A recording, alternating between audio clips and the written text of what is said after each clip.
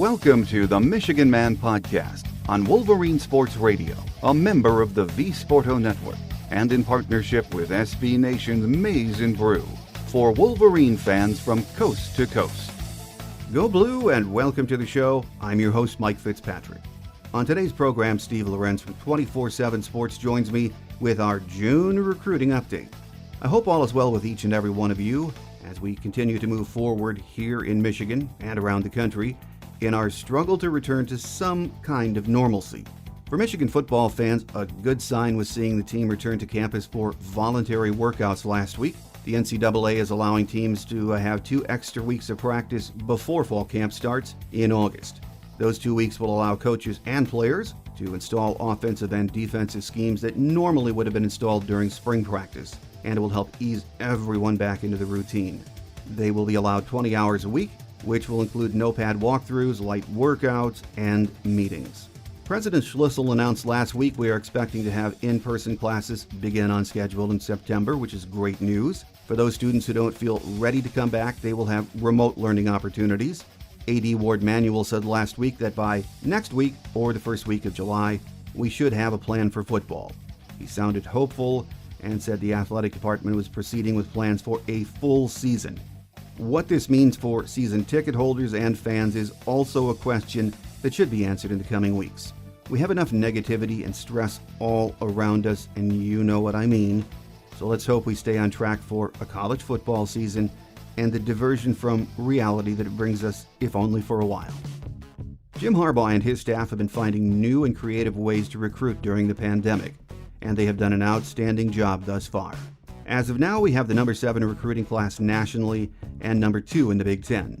The good news is it could jump even higher before National Signing Day arrives, as we are in on some really big-time talent. Joining me next for our June update is recruiting analyst Steve Lorenz from 24/7 Sports. Here on the Michigan Man, so stay with us.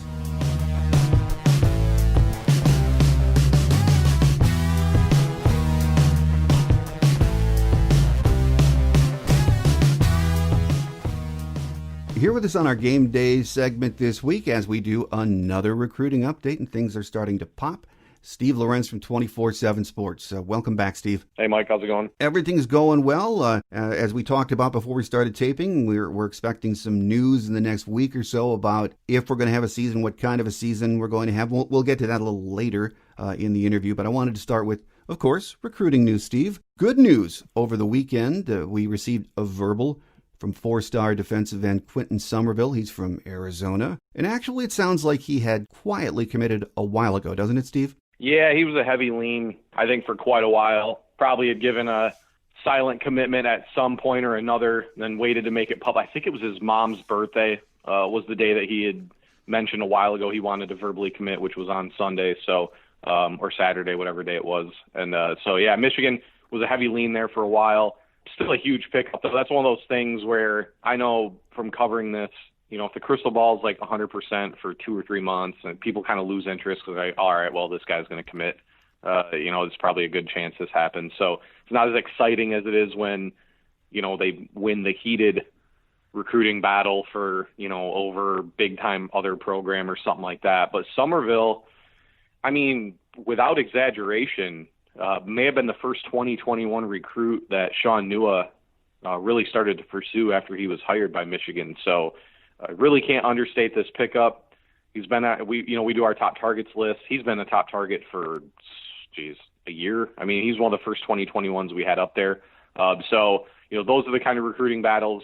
If you're Michigan, you are elated to win. And, another guy who, he's one where I feel like, with the pandemic and all this stuff, with the kids can't take the visits, I think there's some guys who are going to take other visits, might entertain other programs. I don't get the sense that'll be the case with him. Is he a kid that's been on campus before? Yes. He was up for, I want to say like the spring game last year, I think he came up. So he's been here. Yeah, so that's another, positive there because Michigan's got about 4 or 5 verbal commitments who have never visited actually. So so he has been on campus. He's seen all the experience. His brother worked with Sean Nua at Arizona State. I think his brother was like a graduate assistant or something like that. So there's a very, very strong sense of familiarity there, So I think there's a lot of you think a kid from Arizona committing right in with what's going on right now, maybe it'd be a type of deal where, hey, let's see what happens in the fall. But there are a lot of there's a real foundation in this one that makes me believe that, this won't be one where we're looking back in 4 or 5 months wondering if he's actually still going to sign with them or not. Well, obviously a great verbal, and on Monday we started to see news stories that were trending for a big-time receiver, Xavier Worthy. We've talked about him before. He's out of Fresno, California. What is the story with this kid, Steve? So, pretty significant news over the weekend. He was set to make a verbal on June 27th, which I think is, I don't even know what day, can't even keep track of what day it is anymore. I know that's soon after this will be published. But is a kid who was going to verbal on the 27th. We think it was going to be to Oregon. Oregon just picked up a top 100 receiver named Troy Franklin out of Southern California. They're also a heavy favorite for another top 100 in Dante Thornton, who was kind of a one-time Michigan target. I don't think was ever really that interested in Michigan. So one of those deals where it looks like Oregon filling up at receiver. Worthy, who's very interested in Oregon, I think was kind of looking to jump in the boat, get a spot before things may be filled up or whatever there. Well, over the weekend, he decided to delay things. And honestly, situation from my standpoint where I feel like this is better news for Michigan than any other program. So he had a top 6 of Oregon, Michigan, Alabama, Auburn, LSU, and Georgia. The 4 SEC, so you got Michigan, Oregon, and then 4 SEC programs. The SEC schools, so one of the things I always look at with a kid is, it's simple, is how often are the other sites in our network posting updates on a guy? Because that's always a good indication that they're interested. Haven't seen anything from any of those 4 SEC sites. And with Oregon now, the situation is, don't know if it's, that are things really, did they cool off with Oregon, or is he just stepping back? There's reason to believe it could be the former, which for me, I think is a huge, huge plus for Michigan, because he's been, in my opinion, far and away their number one target at receiver. This is a kid who runs a 10.5, I think it was a 10.55, 100. That's almost Denard speed. It's faster than any of the freshmen that they just brought in with A.J. Henning and Roman Wilson, and Amon Dennis, who were recruited for their speed. This guy adds a different dimension. I think he reminds me of Jerry Jeudy, the Alabama receiver who just got drafted in the first round by the Raiders. So, yeah, that's great news for Michigan. Even if he had verbal to Oregon this week, that was one where he's never visited any school.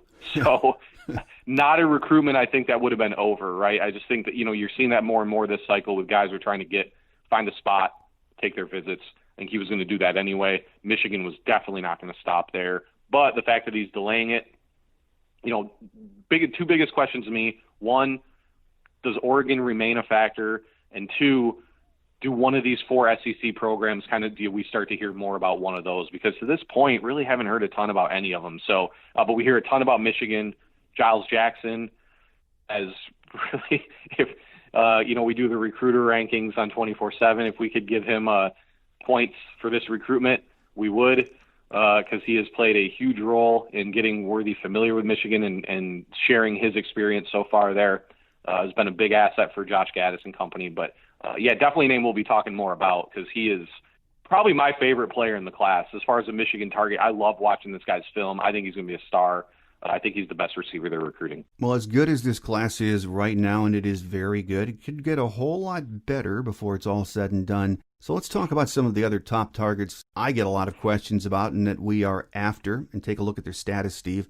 Starting with the guy who I get the most questions about, Donovan Edwards from West Bloomfield. What's going on with him? So it's another one. This is one where I think Michigan it's starting to maybe trend Michigan's way. Not that it hasn't Michigan's obviously always sort of been there. I think there was the question about Ohio State earlier in the recruitment. Obviously, the Buckeyes no longer a factor there. They have 2 running backs verbal as it is. Don't need a third. Michigan, we know, kind of in the peculiar position where they've reeled in their top target the last 2 cycles, but still need a back. Back is one of the biggest needs this cycle, because they've only taken the one each of the last 2 classes. So Edwards, I think if you put your money on who the number one overall target is on Michigan's recruiting board, it's got to be him. Proximity, his head coach is a Michigan alum. He's one of the best backs in the country, if not the best back in the country, and Michigan needs a guy there. So, put all that together. This is a guy that Michigan, perception-wise at least, has to get. I'm not big on a must-get type deal, but he's about as close as you're going to get in that situation. Thing with him is that he's at least as of now, it feels like he still wants to take his time, which is the one reason why, while Michigan has been trending a little bit on the crystal ball, I think they have all of them with one like undecided or the old foggy, which we don't actually do anymore. But Georgia's still there. Oklahoma, maybe, depending on if there's a couple other backs thereafter. Notre Dame was trying. I don't really feel like Notre Dame is much of a factor. Penn State possibly too could sneak in there as well. But really, I think this is going to end up being Michigan or Georgia. And that's the way it's kind of felt since Ohio State took their second running back, is that this would be Michigan or Georgia. But Michigan's done. There were critics or I don't know, maybe just nameless, faceless Twitter accounts have claimed Michigan doesn't recruit some of these guys hard enough in state. You can't say that's the case with these guys, especially Edwards. Michigan has gone all out here. Jim Harbaugh heavily involved. Obviously, Jay Harbaugh being the running backs coach, Josh Gaddis. But, Jim Harbaugh has really almost taken point in this recruitment. And I think it's something that has really paid off with Edwards and his camp. So, like I said, biggest target left probably, but a guy that doesn't appear to be in any kind of hurry. So as things stand now, if I had to choose somebody, I think I'd choose Michigan, but given that he's nowhere near making a choice, probably won't be putting in a prediction anytime soon. Well, the rest of the players that I sort of compiled that I want to ask you about, Steve, for the most part, I think they're listed as warm on the 24/7 Sports Board, and this is not in position order, but a kid that I read a lot about is Dallas Turner, another big-time defensive end. He's from a football factory, St. Thomas Aquinas, down in Fort Lauderdale. Anything you know about him? So Turner actually is a guy that made an announcement yesterday. He's going to verbally commit on July 1st. I do not expect that to be Michigan. I probably would guess Alabama at this point. I think his final five was Alabama, Georgia, Michigan, Florida, and Oklahoma. Yep, that is the five. I expect it to be Alabama, but again, this is another one where, the schools that won't get him, so namely Michigan and Georgia, those are really, I'd say his top three are probably Alabama, Michigan, and Georgia. But Michigan is not going to stop recruiting him at all. And that's, again, I don't think that'd be the case anyway, but, not to revolve everything around the pandemic, but it really is. This cycle is going to be so much different than classes before because I don't think Turner's been to Michigan yet. He has two high school teammates are already committed to Michigan in corner Jaden McBurrows and then linebacker Jaden Hood. Michigan's kind of tried to parlay that into sort of a reboot of the Flanagan trio, when Michigan got Devin Bush, Josh Metellus, and Devin Gill. Kind of tried to play that card a little bit. I think Turner's legitimately interested in Michigan. He's Josh Uche without maybe needing the year or two for development that Uche needed before he really took off. Turner's a guy I think can make an impact right away. He's that good. He's already just outside of 5-star status with us. So, you're Michigan. They've already been loading up on edge guys. So you're kind of playing with house money. I think they're going to keep going with him no matter what. I know they're going to keep going with him no matter what. So that'll be one. I think he commits to Alabama. I suspect, like I said, I think all these schools that are still recruiting him, nobody's going to stop recruiting him after that. So, but verbal on July 1st, I'm 80% confident it'll be Alabama. After Donovan Edwards, when we talk about in-state kids, the one I get the most questions about is Rocco Spindler. He's from Clarkston, just north of Detroit. He's an offensive guard. I don't know if he enjoys this whole process, but it sounds like he's in no hurry to verbal, Steve. No, he's another one that has said, I know Alan Trieu does an awesome job for us as a Midwest analyst. Initially, maybe believed that he would make some kind of decision before a potential senior season, so like a July or August type deal. He's come out and said he wants to take all five of his officials, and wait this out and see where it goes. Despite that, still, this has felt like Michigan or Notre Dame for 6, 7, 8 months. I know Penn State is one program with their new offensive line coach, Phil Trautwein, has done a really good job of keeping them in it, and I would not write Penn State off. I think they'd be that third school probably right now, but it really just feels like this will eventually be Michigan or Notre Dame.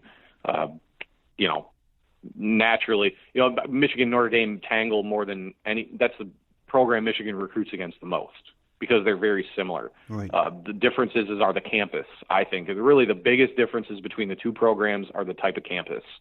Notre Dame has much more that private school, sort of small, intimate type feel to its campus. Michigan, much more of your classic college town. It's always interesting to me.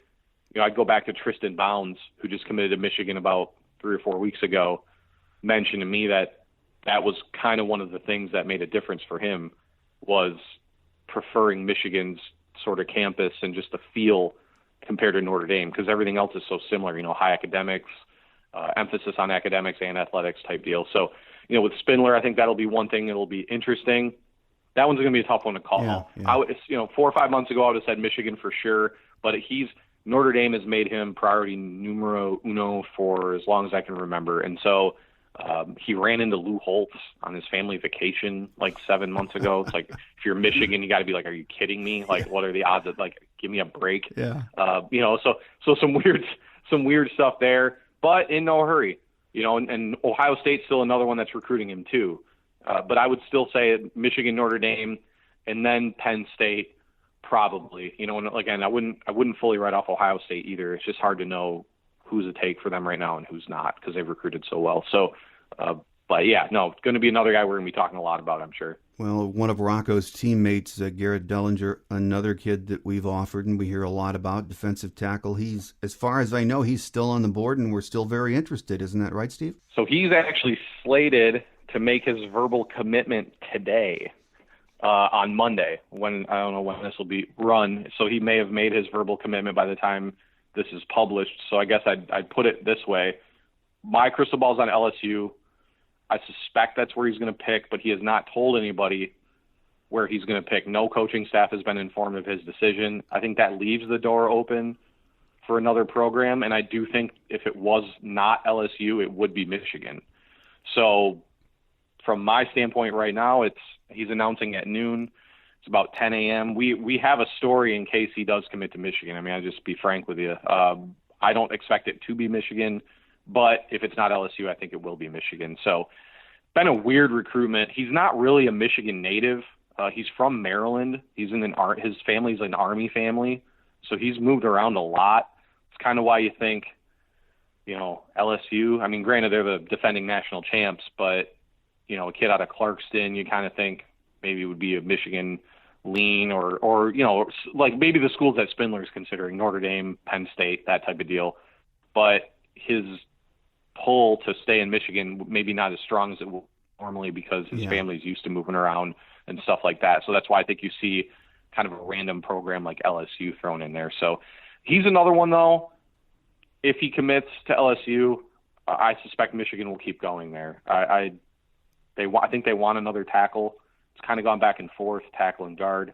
But I think he's a guy that they would take. They would consider recruiting still because I think they want another offensive lineman. He's talented enough, obviously, to keep going with his top 100 prospects. So one that if it's over today, it's not really fully over still. So another one of those. Well, we've been talking about tight end Thomas Fedone from Council Bluffs, Iowa for most of this cycle. Steve, are we still in good position with him? They are in position. I wouldn't say good necessarily.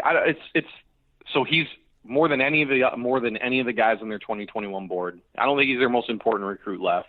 He's one of their most talented for sure, but the lack of a visit is what's hurt Michigan more in this race than any other. He was a guy who was actually supposed to come up the weekend that recruiting got shut down, and Michigan was going to go all out on that visit. I think they were excited and thought that they would make a significant move in his recruitment with that visit.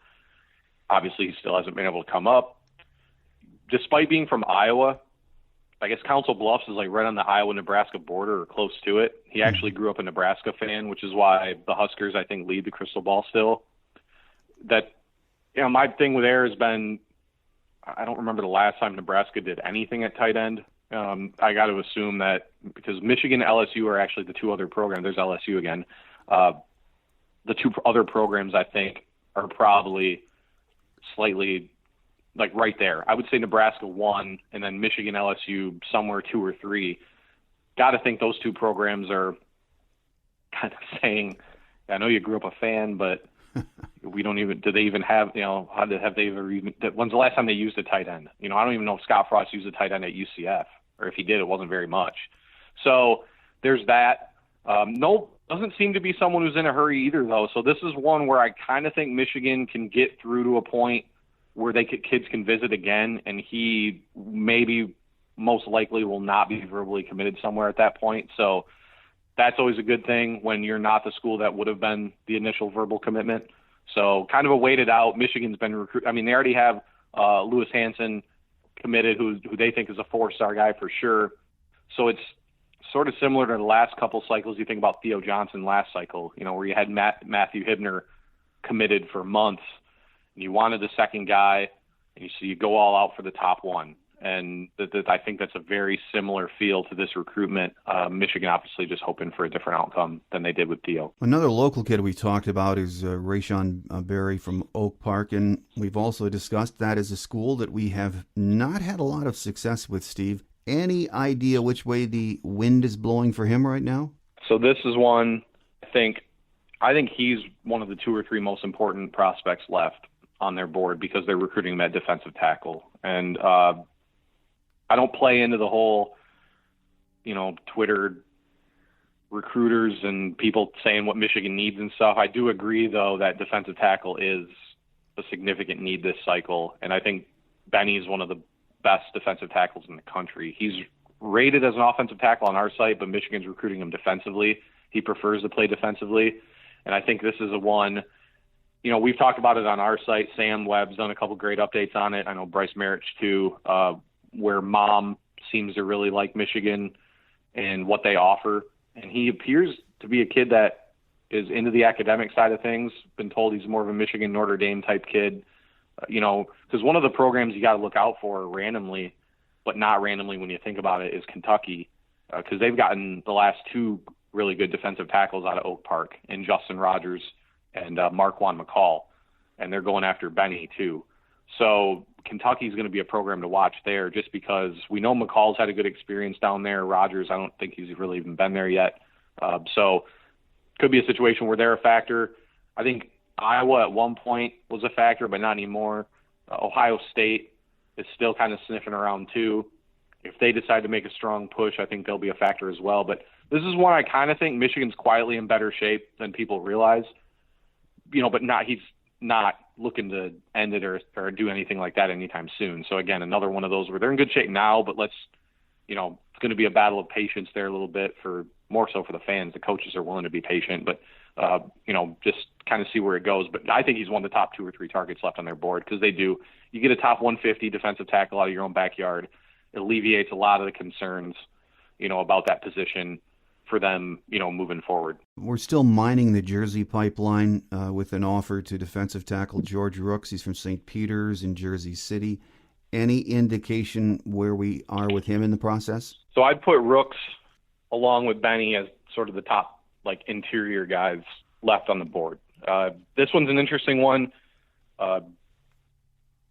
St. Peter's Prep, where he plays in Jersey City, New Jersey, is usually a strong Notre Dame that Notre Dame usually gets who they want from there. They got a commitment from a kid named Gabriel Rubio on the interior of their defensive line very early on. I think it was a situation where I don't think Notre Dame really needed another interior lineman on the defensive side. So I think things cooled off there, because I fully believe if Notre Dame had the room or really wanted and made a push, that's where he would go. Michigan's missed on Brandon Wimbush, the Adamalola brothers, all went to Notre Dame. Basically it's one of those schools, those private schools in New Jersey that I feel like, I don't want to say they push their kids to Notre Dame, but it's one of those things where a Notre Dame offer there goes a long ways, a lot longer than it does in a lot of other programs. So, but with Rooks, this is one where Michigan's quietly been just kind of plugging along the whole time. The school to watch with him besides Michigan, because I'd probably give Michigan the edge right now, but it's actually Syracuse. And obviously random why Syracuse, but it is where his dad played.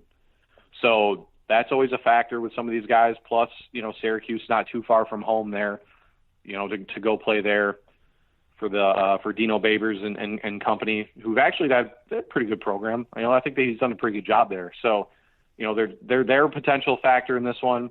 But he's another one, very quiet kid. We've only gotten him a couple times. Very nice kid. Again, St. Peter's Prep, he's going to be an academic type guy. So there's the fit there. But along with Benny, he's the top target. I think there are a couple of early crystal balls in for Michigan. I contemplated putting one in for a while, but I held off just because I do think that he's legitimately considering Syracuse. So, well, another kid we've discussed a lot is cornerback Prophet Brown from Elk Grove, California during the cycle. And, it seemed like it used to be impossible to get these Cali kids to leave the state. But he seems to be one of a lot of their big-time commits seriously considering playing far away from home, Steve. Yes. So interested to see with Brown, because Michigan's really mostly been recruiting him at running back. Jay Harbaugh is his primary recruiter. But, you mentioned cornerback. That's where Oklahoma's recruiting him. That's where Notre Dame is recruiting him. And with California, it helps when UCLA stinks and USC's coach is potentially a lame duck head coach right now. That really, I wrote months ago that Michigan needed to push super, super hard in Southern California. You've seen Oregon has built the foundation under Cristobal, has built their entire foundation off of Southern California recruits because they see it. It's the same reason Ohio State did so well in Texas for 3 or 4 cycles there. When Kevin Sumlin was struggling at A&M and Charlie Strong was really having a hard time at Texas, opens the door for national programs to come in. Michigan's got a huge alumni base throughout California, and they've had a pretty good history there, right? There have been some great players have come through from California. So, and they've actually done well. They've done, I think, a little better in California under Harbaugh than people realize. They signed Darian Green-Warren last cycle. Zach Charbonnet obviously was a borderline 5-star prospect. We just talked about Giles Jackson being another one. So with Prophet, actually, speaking of Giles Jackson, another guy that Giles Jackson's been working on has been Prophet Brown. Question is right now, he had a very good, and I don't know how much stock to put into this stuff, but he had a very good virtual visit to Oklahoma. I don't know what they did. Maybe they have like smell-o-vision and did the kitchen or something, and it smelled good. It's like I wonder how good a virtual visit can be. But he tweeted about doing a virtual visit to Oklahoma, and after that visit, his crystal ball started to trend towards them a little bit. Not one I'm not writing Michigan off at all. I think Michigan's still going hard there. I'm interested to see, we talked about this on our site. Michigan potentially could pitch him as a 2-way player. He's athletic enough to do it. I think the interesting thing about him, the thing I love with him is I think, we have him somewhere as a mid-range in the top 247. I think he's a guy he's one of those guys that could end up being, I think, one of the best players in the class, period. His athleticism jumps off his tape, but you can see that he's still got a little ways to go, and just learning the game and playing the game at a high level. But he's one of those guys, if he figures it out, he's going to be really, really good. So kind of another one, I feel like if you're Michigan, there's no reason not to keep going there. And they have been. They've been pushing hard for him for a while. I think there was a point where Michigan was probably running 1 or 2. Now it's just a matter Oklahoma's there. I want to say, I do think Notre Dame's still involved, but Oklahoma really probably the big issue in that recruitment. Well, another California kid we've talked about is a wideout, Christian Dixon. He's from Mater Dei, Santa Ana, California. If we get Xavier Worthy, would we still be interested in bringing in another wideout, even though he is really high caliber? Yeah, I think Dixon. So they have Marcus Allen right now. I could see Michigan maybe taking 4, depending on who they are. And so Dixon definitely has a spot. We just ran a feature on our site late last night. Sam posted a feature on Dixon with his mother. Really good. People should check that out. I think the crystal ball's very heavily in favor of Michigan right now for Dixon. Playing at Mater Dei. Interesting dynamic in that recruitment. He actually just fell like pretty hard in our rankings. which I thought was peculiar because Josh Gaddis had literally just done an interview with our national team about how he evaluates wide receivers, and then they bump one of his top targets down like a bunch of spots. Thought that was a fascinating dynamic to the ranking drop of Christian Dixon. But really what a lot of it revolves around, he played his sophomore year at Diamond Ranch, goes to play at Mater Dei last year, which, I mean, anyone who follows high school football, Mater Dei, I think is the number one high school program in the country. If not, they're probably number two. Right. I mean, they're there, right? They're there every year. They got probably 15 Power 5 kids on their roster. I mean, and I'm probably not exaggerating either. So I think the leap in competition and just having to spread the ball around to all those other D1 guys on the roster, I think took a toll on his statistics. I think it was a little bit of a rough transition, but I know Michigan loves him, and they have for a while. He was a guy we had a beat on probably 4 or 5 months ago as one of the receivers they really liked in this class. So a guy that, as of right now, I think is a considerable Michigan lean. I don't really know where else he'd be leaning. Michigan has worked really hard here. My crystal ball's been on Michigan for a while. Really, the question right now is, when is he going to decide? Because I could see him being a guy that could be part of this class. I don't want to use the term sooner rather than later, because that implies it'd be like next week or something. Yeah. I think that he'd be a guy to look out for sometime as this summer continues, I guess. So, but yeah, they definitely would take him and keep going with Worthy. And then Jaden Thomas out of Atlanta is probably another guy to watch at receiver too, is a guy that Michigan really, really likes, which the interesting thing with Thomas is that he and Dixon, height and weight wise and just times wise, like 40 shuttle, all that stuff, they're almost identical. So like, I mean, almost across the board, they're like basically the identical. It's crazy. I don't know if I've ever seen anything like it. So I think they would, if they got those right 4 guys, I think they'd take them. But Dixon, in my opinion, a considerable Michigan lean right now. Well, in this cycle, we've offered a boatload of big-time defensive ends, and Arden Waller from Englewood, Colorado is another one of those highly rated, talented kids. Are we still in on him? So he's a guy with Somerville committing, because they've taken, you got Keyshawn Bennett, who committed as well. They're still after Dallas Turner. I'm not sure where he'd fit on the edge situation right now. I think if anything, I think they're focused on Benny and Rooks on the interior. Walker, definitely a guy I think would play on the edge. And I know one of our national guys just put in a crystal ball for Texas last week. He was a guy, seemed like, has said a lot of good things about Michigan, but I kind of think he's, I don't want to say a casualty, but kind of, as far as Michigan goes, I'd be surprised if they really kept pushing hard there because, with Somerville on board, Bennett, and I'm trying to think, I feel like they have somebody else up front committed as well on the edge. That I think that they're probably pretty set in the edge, and it'll be more of a focus on, the bigger, bulkier guys in the middle. Well, a corner we've talked about before during this cycle too, Steve, is Tyreke Chapel. I don't know if it's Chapel or Chapel from Philly. Are we still in on him? Yes. So he's another one. You can add him to the long list of guys who's going to commit elsewhere, but Michigan is going to continue to recruit him list. I think he's committing on the 4th of July. It's Chappelle, by the way. Apparently he's very adamant about it's Chappelle, like Dave Chappelle. We found that out. And I think he's going to commit to Texas A&M on July 4th. But a guy at corner that I think he's one of their top 2 or 3 targets at corner, has been for a while. I think he's underrated too. And I'm not just saying that because Michigan's after him. You just have to kind of watch him on film, and he looks like a 4-star guy. So he'll be one they'll keep after. I think they'll be definitely plans on taking an official visit, provided they're eventually able to.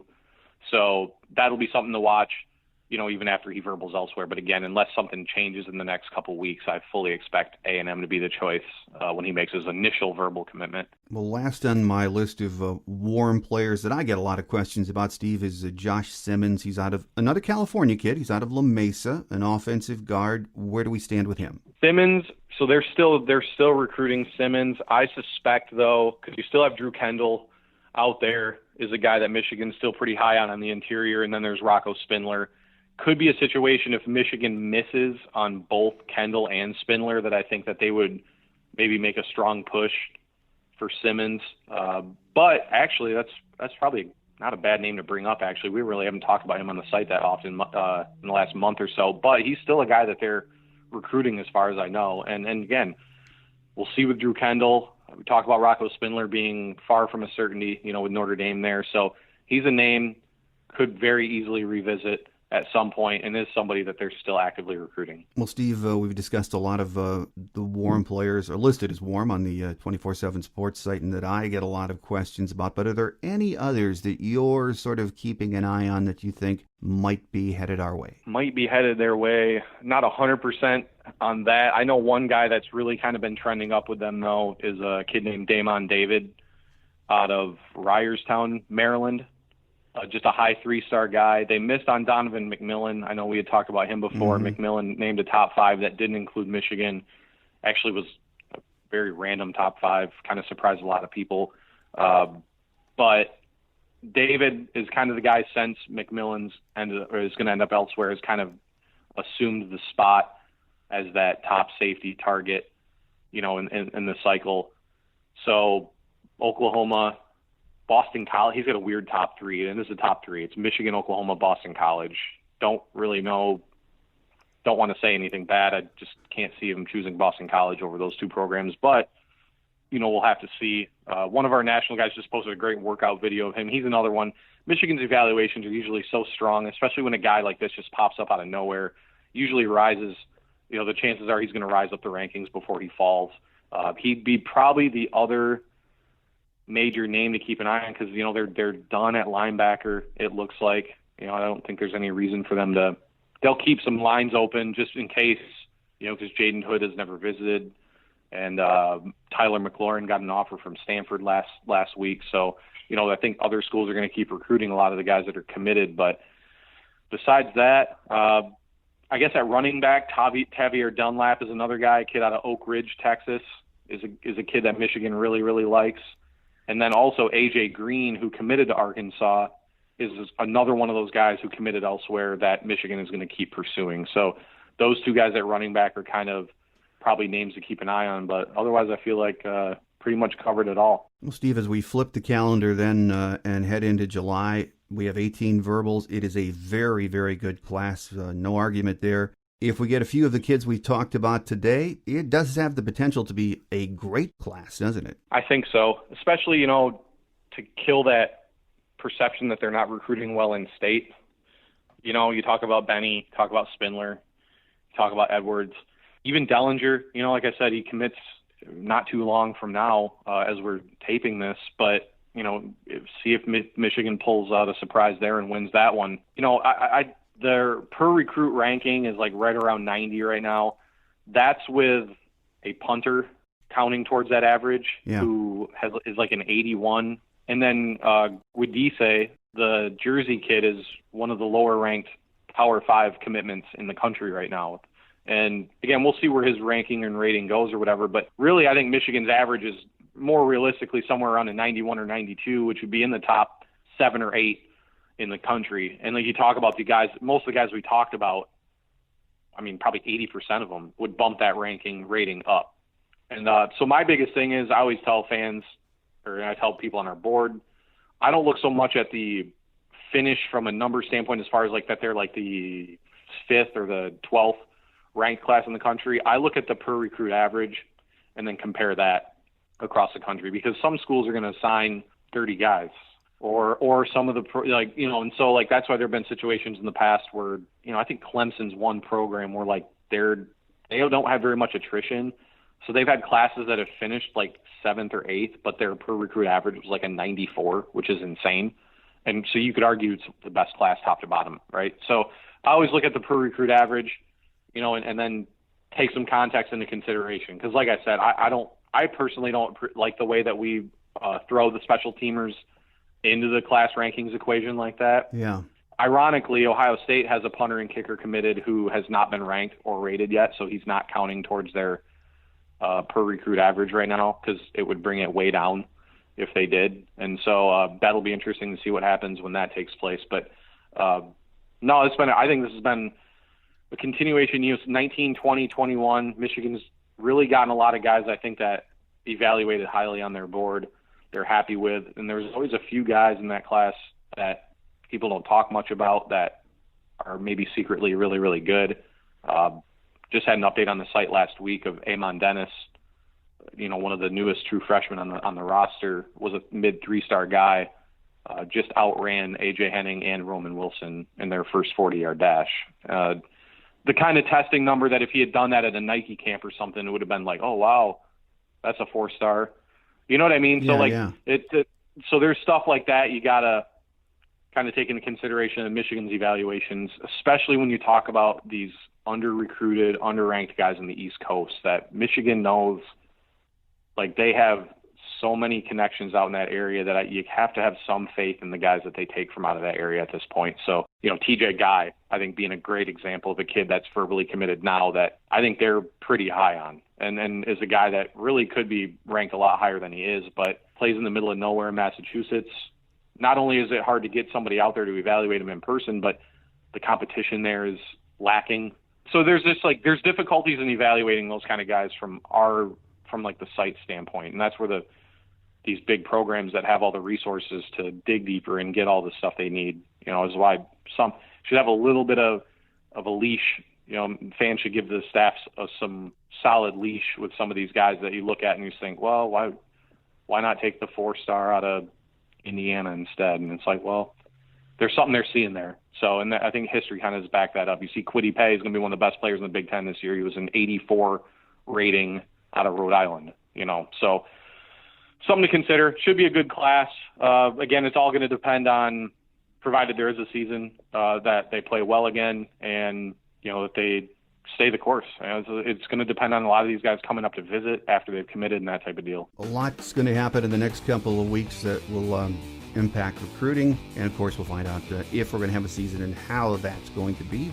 Our guest today on our recruiting update segment for June has been Steve Lorenz from 24/7 Sports. As always, Steve, great stuff. And we look forward to the next time we're chatting, not only talking about hopefully some more big verbal commits, but about the upcoming season. So enjoy some downtime, take care of yourself, and as always, we look forward to that next visit. Not a problem, Mike. Appreciate it. Thanks to Steve Lorenz from 24/7 Sports for being with us today. He will be back at the end of July with another update. A reminder, we are on our summer schedule of 2 shows a month until August. If all goes well, we'll be back with weekly programming in August and preparing for the upcoming season, so keep your fingers crossed. Our next show will air on July 8th, so mark that on your calendar. That will do it for this week. Thanks for joining me, and don't forget to tell your friends and family about the show. I'm your host, Mike Fitzpatrick. Have a great Wolverine week, everyone. Until next time, take care, and as always, go blue. Thanks for joining us today on The Michigan Man, here on Wolverine Sports Radio, a member of the V Sporto Network, and in partnership with SB Nation's Maize and Brew. Our listener lines are open 24/7 for your calls at 313-263-4842. That's 313-263-4842. Or email us at themichiganmanpodcast@yahoo.com. That's themichiganmanpodcast@yahoo.com.